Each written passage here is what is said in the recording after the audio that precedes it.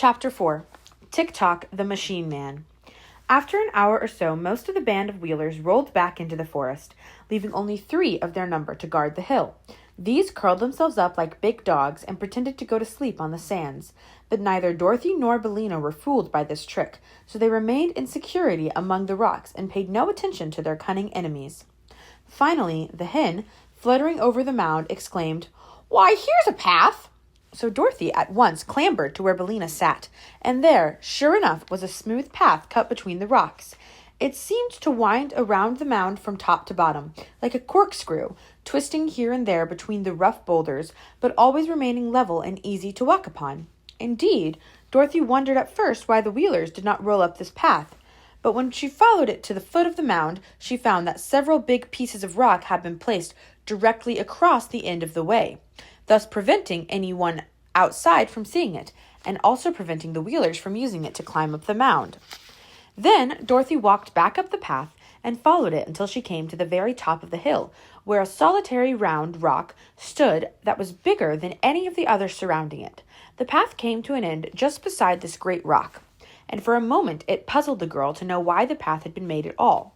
But the hen, who had been gravely following her around and was now perched upon a point of rock behind Dorothy, suddenly remarked, "It looks something like a door, doesn't it?"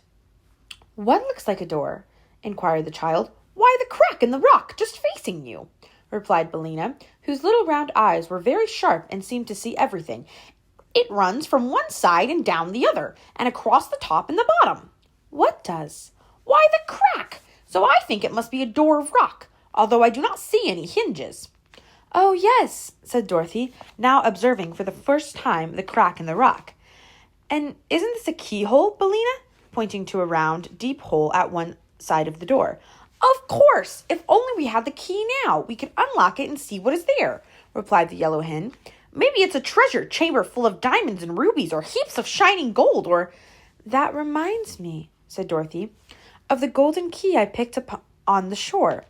Do you think that it would fit this keyhole, Bellina?" "Try and see," suggested the hen. So Dorothy searched in the pocket of her dress and found the golden key, and when she had put it into the hole of the rock and turned it, a sudden sharp snap was heard. Then, with a solemn creak that made the shivers run down the child's back, the face of the rock fell outward like a door on hinges, and revealed a small dark chamber just inside. "Good gracious!" cried Dorothy, shrinking back as far as the narrow path would let her. For standing within the narrow chamber of rock was the form of a man, or, at least, it seemed like a man. In the dim light, he was only about as tall as Dorothy herself, and his body was round as a ball and made out of burnished copper. Also, his head and limbs were copper, and these were jointed or hinged to his body in a peculiar way, with metal caps over the joints, like the armor worn by knights in days of old. He stood perfectly still, and where the light struck upon his form, it glittered as if made of pure gold. "Don't be frightened," called Bellina from her perch. "It isn't alive." "I see it isn't," replied the girl, drawing a long breath.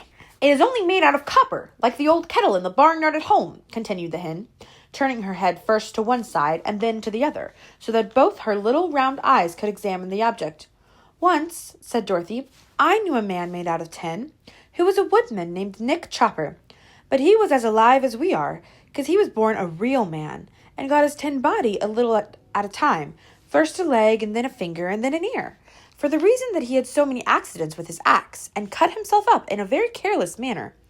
"Oh," said the hen, with a sniff, as if she did not believe the story. "But this copper man," continued Dorothy, looking at it with big eyes, "is not alive at all, and I wonder what it was made for, and why it was locked up in this queer place." "That is a mystery," remarked the hen, twisting her head to arrange her wing feathers with her bill. Dorothy stepped inside the little room to get a back view of the copper man, and in this way discovered a printed card that hung between his shoulders, it being suspended from a small copper peg at the back of his neck. She unfastened this card and returned to the path, where the light was better, and sat herself down upon a slab of rock to read the printing. "What does it say?" asked the hen curiously. Dorothy read the card aloud, spelling out the big words with some difficulty, and this is what she read. "Smith and Tinkers. Patent double action, extra responsive, thought-creating, perfect-talking mechanical man, fitted with our special clockwork attachment, thinks, speaks, acts, and does everything but live. Manufactured only at our works at Evna, land of Ev.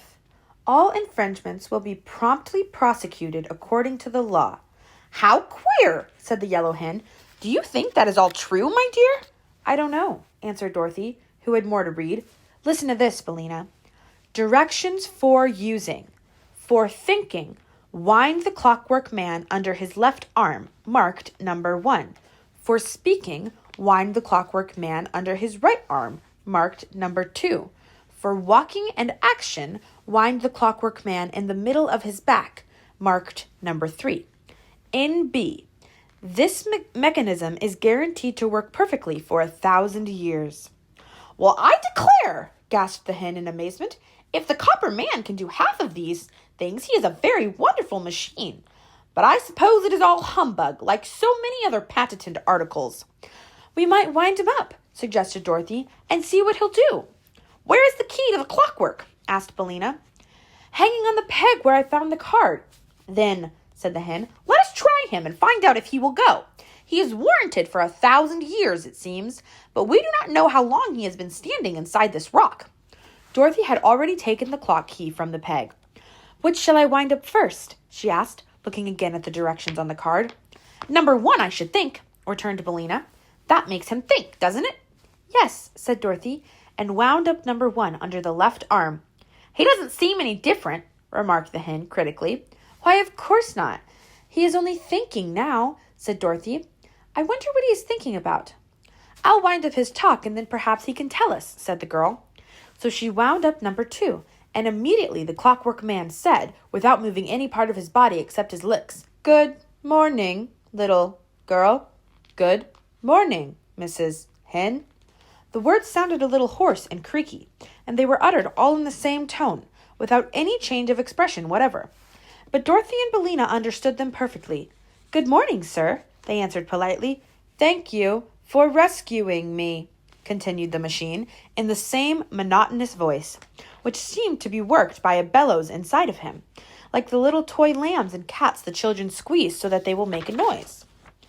Don't mention it, answered Dorothy, and then, being very curious, she asked, How did you come to be locked up in this place? It is a long story, replied the copper man, but I will tell it to you briefly.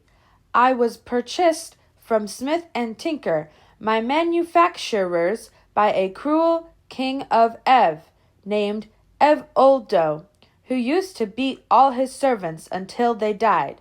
However, he was not able to kill me, because I was not alive, and one must first live in order to die, so that all his beating did me no harm, and merely kept my copper body well polished. This cruel king had a lovely wife, and 10 beautiful children, 5 boys and 5 girls, but in a fit of anger he sold them all to the Gnome King, who by means of his magic arts changed them all into other forms and put them in his underground palace to ornament the rooms. Afterward, the king of Ev regretted his wicked action and tried to get his wife and children away from the Gnome King, but without avail, so in despair he locked me in this rock, threw the key into the ocean, and then jumped in after it and was drowned. How very dreadful! Exclaimed Dorothy. It is indeed, said the machine. When I found myself imprisoned, I shouted for help until my voice ran down, and then I walked back and forth in this little room until my action ran down, and then I stood still and thought until my thoughts ran down. After that I remember nothing until you wound me up again. It's a very wonderful story, said Dorothy, and proves that the land of Ev is really a fairyland as I thought it was. Of course it is, answered the copper man. I do not suppose such a perfect machine as I am could be made in any place but a fairyland. I've never seen one in Kansas, said Dorothy. But where did you get the key to unlock this door?" asked the clockwork voice. "I found it on the shore, where it was probably washed up by the waves," she answered. "And now, sir, if you don't mind, I'll wind up your action." "That will please me very much," said the machine.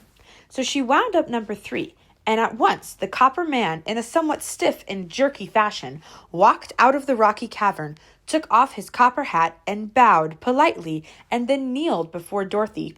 Said he, "From this time forth I am your obedient servant.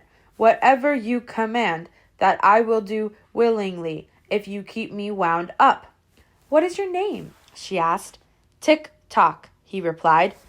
"My former master gave me that name because my clockwork always ticks when it is wound up." "I can hear it now," said the yellow hen. "So can I," said Dorothy, and then she added with some anxiety, "You don't strike, do you?" "No," answered Tick-tock, "and there is no alarm connected with my machinery. I can tell the time, though, by speaking, and as I never sleep, I can waken you at any hour you wish to get up in the morning." "That's nice," said the little girl, "only I never wish to get up in the morning." "You can sleep until I lay my egg," said the yellow hen. "Then, when I cackle, Tick-tock will know it is time to be waking you." "Do you lay your egg very early?" asked Dorothy. "About 8 o'clock," said Billina, "and everybody ought to be up by that time, I'm sure."